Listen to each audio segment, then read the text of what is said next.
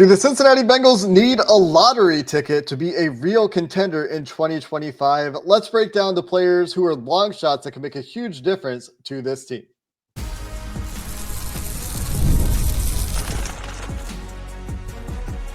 You are Locked On Bengals, your daily Cincinnati Bengals podcast. Part of the Locked On Podcast Network, your team every day. What up, Bengals fans, and welcome to another episode of the Locked On Bengals podcast, part of the Locked On Podcast Network, your team every day. I'm Jake Liscow. He's James Rapien, and we've been covering the Cincinnati Bengals here on Locked On Bengals since 2016. So if you're looking for your spot for everything you need covering the Cincinnati Bengals, from daily news and analysis to all the training camp questions you can think of, with the training camp preview right around the corner, with training camp right around the corner. Boy, did that sneak up on us. You're in the right place. The everydayers already know that. And welcome back if you are an everydayer. We appreciate all of you very much. And if you're one of those out there that makes Locked On Bengals your first listen, you've got all the listening habits we ask you to have, but you can make Locked On Bengals your first listen as well and just get into all those good habits. Today, James, we talk about some of the long shots is a word that I used, but it's maybe not quite fair. Some of the less likely players to hit in a big way and really have big breakouts, the quote unquote lottery tickets. This came from a question in our mailbag last week that really gave rise to an entire episode. And when you think about lottery tickets, you think about the Cincinnati Bengals, James. Who comes to mind for you first? Ooh, well, this is what's interesting about it is it's like, all right, well, lottery ticket, is it, how do we define that from a winning the lottery standpoint? Where's the risk at? Like, where's the level to it? And there are levels, and there are a bunch of guys that fit this. Like, if Dylan Fairchild, you look up and he's the next coming of Kevin Zeitler, and is playing at an above average level this year, well, that may really transform what the Bengals can do offensively. Like, it may really matter. I think lottery ticket wise, though, it just depends on how we want to. We probably should have talked about it before the show. We'll talk about it right now.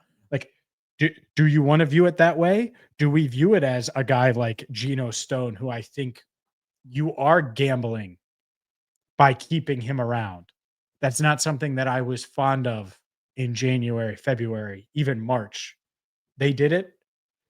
But if you look up in December and Geno Stone has 8 interceptions and is playing at a really high level, I'm not saying it's going to happen, but I guess it's possible. Could be a big reason why this Bengals defense is opportunistic at getting stops and getting off the field. So that part of it, I think there are a lot of guys. It just depends on how we want to define it, because Geno Stone isn't the first one that comes to mind, but I do think that there are lottery tickets throughout the roster that could really matter and transform this team and push them forward. Well, we can just talk about it in degrees. We can have our scratchers, and then we can have our Powerball. You know, we need 6 numbers to hit. I like this. Yes. And we can do some analogies. We can start with our $2 scratcher. And this is like, you know, lower stakes, lower prizes, maybe, but you know, maybe a little bit more of a middle of the road kind of lottery ticket here, where you're not swinging for the fences, just trying to hit a single here. Your batting average hitting singles, let's say you're a pretty good hitter, 300. You know what I mean? Like, you got a 30% chance to win a couple bucks. Yeah, I think the scratcher element of it is interesting, because I think that if there isn't a ton of risk with Chase Brown, but if he takes another like step, we could be talking about an offense that is just so tough to stop. And so I think he would fall in that category. Not that he's risky, because by the way, I don't think scratchers are risky, but if he takes another step forward and he is what Dan Pitcher said he was, a top 10 back, like if the Bengals truly have a top 10 running back, they've never had, I mean, you could make the case that they have the best quarterback in the league, best receiver in the league, another top 10 receiver, and a top 10 running back. That's never been the case in the Joe Burrow era. Now, that's a lot of people are going to say, oh, you're knocking Joe Mixon. No, at that time, they probably didn't have the best receiver in the league, or 2 top 10 receivers. That's what that means. Is now that these guys have come into their own, if they really do have that, I think that could pay off. And that's one of the guys that did come to mind when I started to think of lottery tickets. It's not a big gamble. I think you know what you're going to get, but if there is more there, then you may look up and say, "Oh, jackpot." I'm thinking that conversation is more of a not just Chase Brown issue, because I think Chase Brown's really good. How much better can he be if nothing around him changes? And that's where the group conversation kind of comes into this. Maybe this isn't just a single player. We talked about Amarius Mims as this significant X factor that if he can take that step with his run blocking and exert and enforce his will as the mammoth athlete that he is, then that could be transformative for your run game. But I think it goes beyond Amarius Mims, and Dylan Fairchild is part of this. And I think Dylan Fairchild is a conversation unto himself that is going to fit into this episode. When you started with Fairchild, I thought that was a great place to start. And I think we'll come back to that guy. But I would throw Taj Brooks into this conversation as well. Mm-hmm. With Amarius Mims, with whoever shakes out at right guard, with Chase Brown. Like, yeah, Chase Brown could take a step. I don't know what that step looks like necessarily for him. How much more meat is on that bone? Maybe a little bit more power in terms of running through tackles, but he's already better there than I thought he would be in the NFL. He's already taken that step to me in the NFL. So can you get a little bit more after contact? Can you get a little bit more in the receiving game, a little bit more savvy over the middle where you're more of a threat in that part of your game as a receiver? But then I wonder, can they just collectively in the run game get a little bit better? And maybe that's a bigger lottery ticket than just a scratcher. Maybe more has to go right for that to hit and to make a huge difference. But if they did add materially to their success rate in the run game, that would be such a big deal for this team that has put so much on Joe Burrow's plate and this passing game's plate in the last couple of years. And that's it. And as good as Chase Brown was last year, I'm not ranking him and this isn't a fantasy conversation, but I don't think he's a top 10 running back as of today. Now he might be. And I think that's what they would say is, well, with the scheme fit and all of those things that we're tweaking, maybe you look up and you're like, well, yeah, it is the perfect fit and it is going to work. And you're right. There's a lot of things that are around him that need to change, but that all matters when it comes to over, like, people weren't calling Saquon Barkley the best running back in the league a year ago. He gets to Philly and it's like perfect. And he's like, and so I think if they could do that, it would take this offense and maybe give it everything it needs to be the best offense in the league. And so when you talk about like lottery tickets and what could propel them, that's one of those where it's like, well, maybe there is more there. And you're right. Maybe it's an overall run game is the ticket, but it is always going to come back. I'm sure people are saying it right now, the offensive line. And that's why I thought of like Dylan Fairchild. I don't know if it's a super risk. You take Dylan Fairchild in round 3. That's probably about where he was going to go. I'm not sure he lasts until round 4. So I'm not sure there's a huge risk there. The risk is, hey, you're a day one starter. I think there's a lot of risk there. I've talked to people across the league. I'm not sure there were a lot of teams that were like, yeah, he's going to be a day one starter. I think there are people that thought he was going to be a really good player, but that wouldn't have picked him to be a guy that's going to start right now. And so does Scott Peters get the most out of him and make that gamble pay off? I think that's a huge ticket for sure that the Bengals are saying is going to be a winner. Well, you saw that clip of him doing the MMA stuff. Ooh, week, right? Hey, I'm not saying he can't wrestle now. Don't wrestle me, kid. I'm not saying that. I'm not saying that at all. I mean, I do think he's going to be good. It's just you need him to be good now. And if Chase Brown adds like a half yard to his rushing average, that would be a pretty big difference. 4.7, right? Wasn't he 4.1 or 4.2 last year? He was 4.3. So if he gets up to like 4.8, you're talking about some of the best averages in the league. Derrick Henry's absurd year. Jahmyr Gibbs, Saquon Barkley, those guys are eclipsing that mark. But like so did Bucky Irving in Tampa in that offense. So did, maybe our avid fantasy listeners know these guys, but I don't really know who these guys are. I don't pay attention to these teams closely enough. But Yeah, like I Jordan got Mason lucky. with San Francisco and Emmanuel Wilson with Green Bay, those guys, you heard of those guys? Our fantasy listeners know who those. Who Oh those yeah, guys are. fantasy wise, I've had Jordan Mason on rosters. Yeah, There you go. Yeah, and so these are like NFC teams the Bengals didn't play last year, so I didn't pay attention to it at all. Coming up next, James, let's get into some of the more expensive lottery tickets on this Bengals roster that could propel the team into true contention status, or maybe more contention status in 2025. We'll do that next. today's show is brought to you by Gametime. Gametime is perfect for you because, well, we've been there. You log on to try to get concert tickets and they go on sale and you lose your spot or you have an internet connection issue and boom, just like that, you don't get to go to that concert. Well, you do with Gametime. Gametime makes getting concert tickets faster and easier than ever. Prices actually drop as it gets closer to showtime. You can save up to 60% off with their killer last minute deals. Gametime is an app I've used and you can too. I use it for NBA. You can use it for sporting events. You want to go to the Reds game? Real easy to get Reds tickets with Gametime. The price you see is the price you pay. There's no hidden fees with Gametime. So take the guesswork out of buying concert and show tickets with Gametime. Download the Gametime app, create an account, use code LOCKEDONNFL for $20 off your first purchase. Terms apply. Again, create an account and redeem code LOCKEDONNFL, LOCKEDONNFL for $20 off. Download Gametime today. Last minute tickets, lowest price, guaranteed. Can we talk about just defensive end as a lottery ticket? Is because that's where my mind goes next. Where does your mind go next? Is it are we in the same chapter, same book there? Yeah, it starts with guard. Is there the lottery ticket that they took out a little bit, I guess. And then What I struggle with guard is like it can't hit.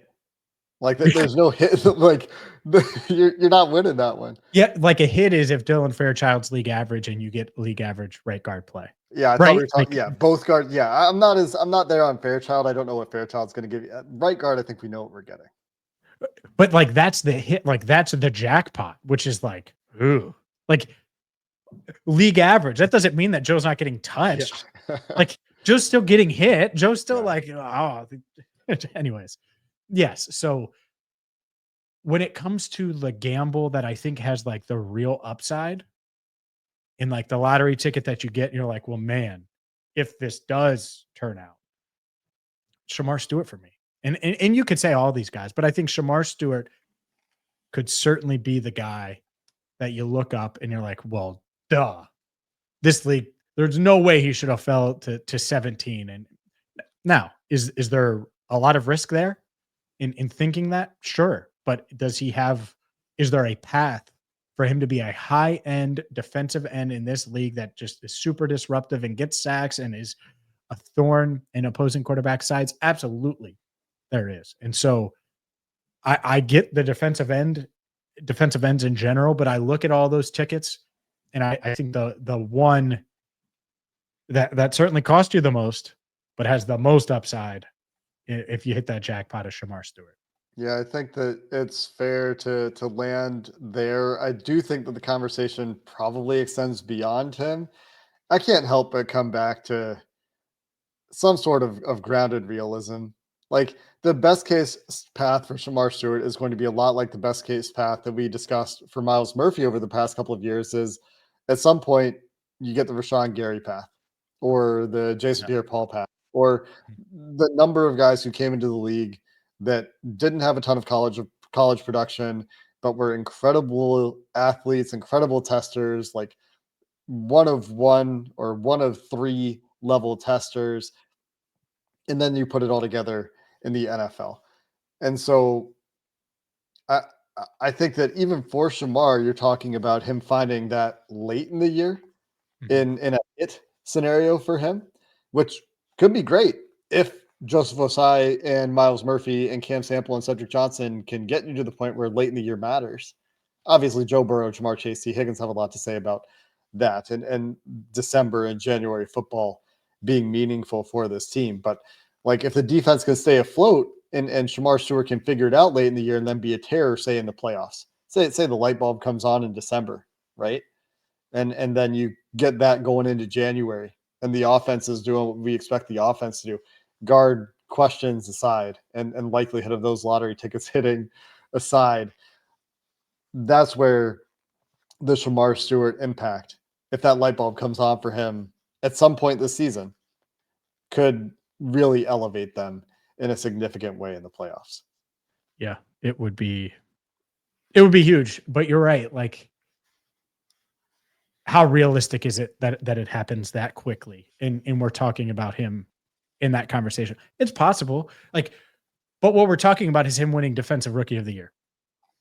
Like, that's it. So I didn't pull up the FanDuel odds, but it's not like he's the favorite, and he's not second favorite. And he's probably in the top 10 because he was the 17th overall pick. But that's the ticket. If you're not going down the path you just described, that's what would need to hit. You would need in week 16 to be feeling really good about Shemar Stewart for Defensive Rookie of the Year if you wagered on him during camp or already had done it during the draft. So it's pretty unlikely. Put it that way. Not impossible, but if that did happen, that would go a long way. And what would go an even longer way is if Myles Murphy and Osai were super productive, and you had a guy named Shemar Stewart come in there and make a Defensive Rookie of the Year case.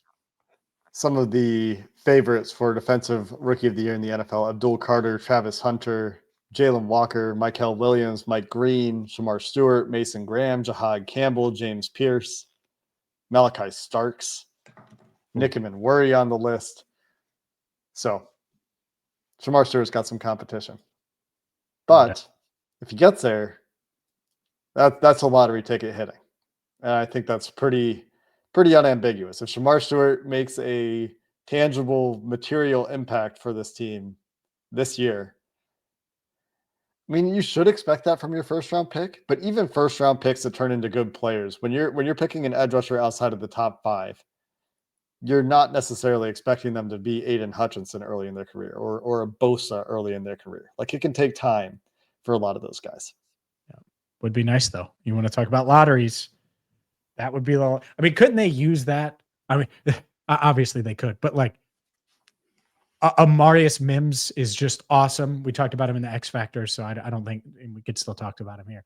But then you have a guy in Shemar Stewart, and suddenly you look up and it's like this team that hasn't been able to draft tackles for years lands Amarius Mims, and then they draft a pass rusher that's awesome in Shemar Stewart. Like, how nice would that be? Not saying it's reality, but we're talking about the lottery here, and winning the lottery sounds awesome. I would still do the show with you, Jake. We would still be on Locked On Bengals. And then one day we could talk about them potentially hitting on a defensive tackle in the draft for the first time since like Geno Atkins. Let's not be crazy now. There's still a chance. There is. I'm just Atkins and McKinley There's Jackson. Definitely a chance. Those guys are young. Let's finish up with our last set of lottery tickets, where I try to identify the last and maybe biggest lottery ticket, who knows, for the Cincinnati Bengals in 2025 coming up next.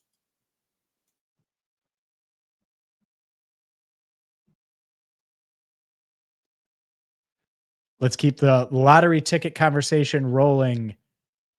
Man, I'm thinking about this, and I'm going to just mention a little scratcher here because the Geno Stone one, I think that's very real. Sticking with him, there is risk involved in that. Maybe it pays off. Maybe it doesn't. So there's one. I think Demetrius Knight is another one for me. That's not like a huge gamble, but it's definitely scratch off level where you're like, hey, let's use a premium pick and bank on him being, honestly, I think that expectations are like not prime Jermaine Pratt right away, but not super far off. Like, you need him to be pretty productive right away, and we'll see if he can do that. I agree with those. I think there's some guys that are kind of in the same category, and it's those guys and Dylan Fairchild. I think you could probably throw some of the cornerback group into this mix as well. Maybe Dax to some degree, just because he's coming off the injury, and there's some risk involved with coming off the injury. I think you could throw Al Golden into that conversation on the whole. in Al Golden is in some way, shape, or form representative of a lottery ticket where you've had your drafting issues, your development issues on defense, and you're essentially saying that Al Golden, you're going to come in and find the right way to teach things to these players to field a defense that is cohesive and works and doesn't have guys questioning what their jobs are and has guys playing up to their level. That's a lot to put on Al Golden's plate. We've talked about that a ton this offseason. I think those are all kind of in the same category of if they hit, you are better for it, but there's not necessarily like astronomical impact.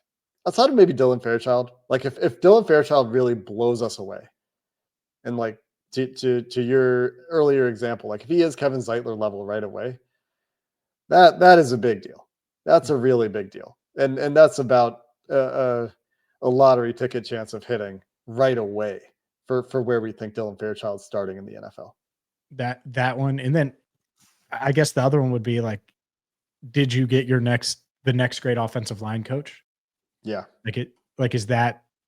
That's a good one. Because that's what it could be. That's what it could mean. If Dylan Fairchild's really good and they get a production out of that right guard spot, it might just be that they found their dude. They found the guy that is going to bring stability to the offensive line room that hasn't had stability, honestly, since Paul Alexander left, and he was awful at the end too.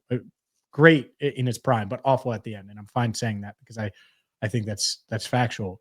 And by the way, usually it ends that way. But the Bengals have had some great offensive line coaches, and so for that to not have that in recent years, not that I think Frank Pollock was a bad coach, but he's certainly not a great offensive line coach. It would be nice to have that again.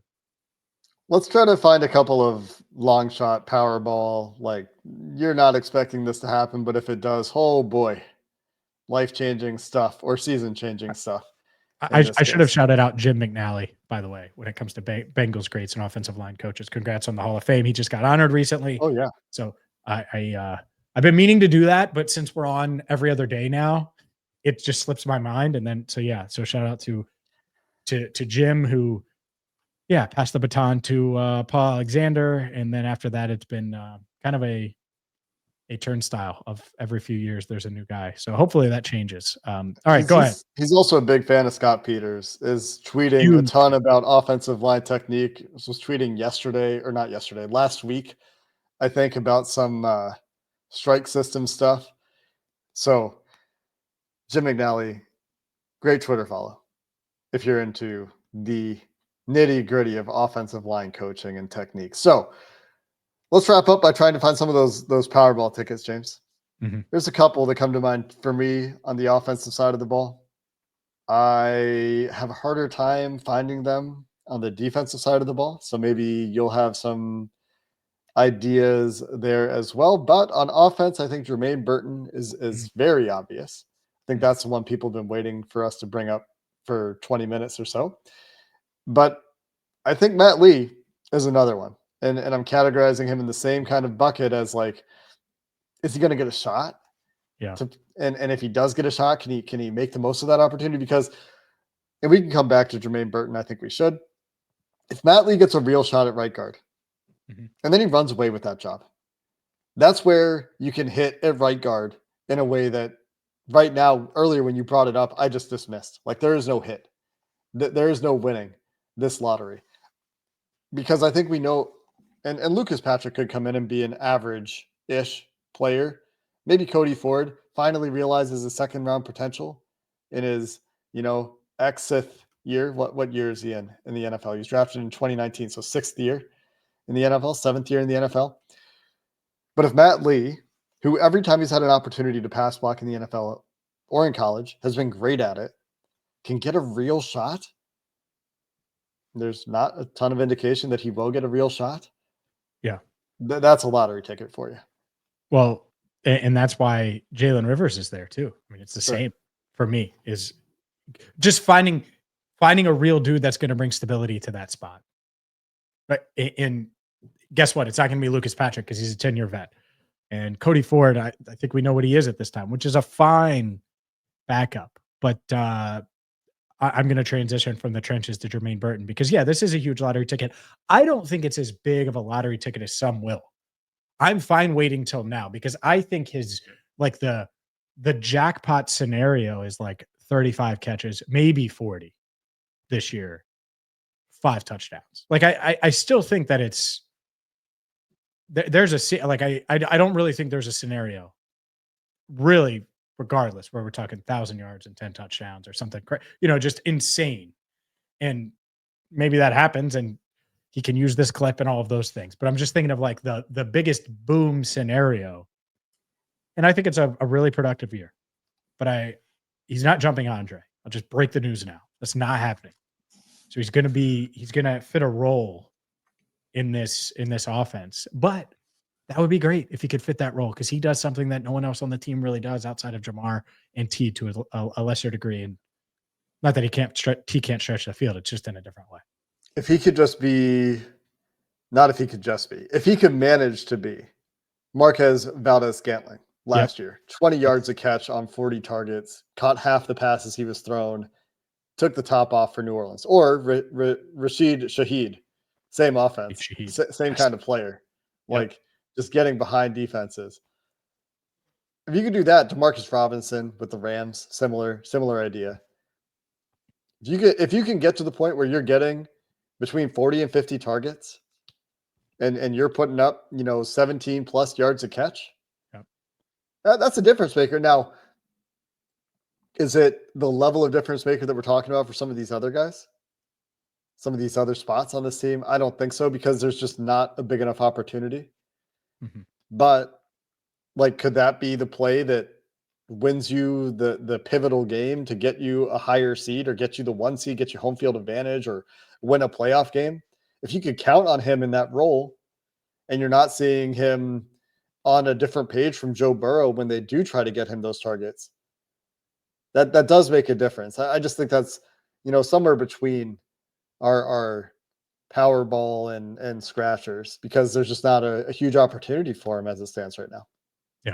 Yeah. And that's the dilemma is it's like, all right, well, even if one of the big two get nicked up, well, it's going to be Mike Gesicki and Andre Yosefach and then Jermaine Burton. Like it's going to be all of those guys soaking up some of those targets. So it's it doesn't mean it can't matter, and it does. And hopefully he does hit that and becomes that type of guy. On defense, you're right. There aren't a ton. I think that the throwing their weight behind Dax Hill with the 5th-year option, you can at least mention him as a guy that they are confident there's more there than we've seen to this point. He's coming off of the injury, so that's a little bit of a roll of the dice. And yet the upside is the best player in the secondary. I think by far, I think he could be the best player in the secondary. In an ideal world, that's where he would end up. And so you need him. Cam Taylor-Britt to a lesser degree, I think. I don't think his upsides is as high as Dax's, but I think those two guys come to mind on defense outside of the defensive ends that we've talked about and some of the young guys that we just haven't seen because they're so young or rookies in Shemar's case. Yeah. I mentioned Dax earlier as kind of in that same conversation because he's coming off the ACL, but the defense is such a collective lottery ticket. Yeah. As we've discussed. It's Al. I mean, Al's the ticket. Yeah. Yep. We talked about Al earlier. Yeah. Maybe that's what you said. Yeah. Maybe it's William Wagner, the long snapper. Maybe that's one. Like if he can stabilize that kicking game, if that's what they need, if it's a long snapping issue and that's going to get Evan back to a 85+% field goal kicker and hitting those 50-yarders, great. Maybe it's as simple as that. Yeah. Let us know who you think the lottery tickets are on the Cincinnati Bengals in the comments if you're watching on YouTube, or get at us on social media if you're listening on any of your other favorite podcast platforms. But that's going to do it for this episode of the Locked On Bengals podcast. Until next time, thanks for listening. Hoo day, and have a good one.